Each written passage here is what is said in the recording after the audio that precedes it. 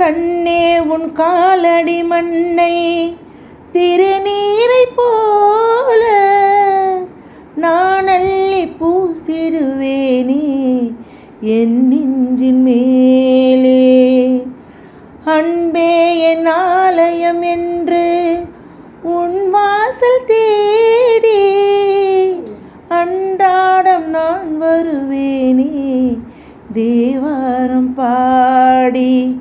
6 கால பூஜை செய்யும் ஏழை கொண்ட ஆசை என் வேதம் உந்தன் காதில் கேட்குமோ?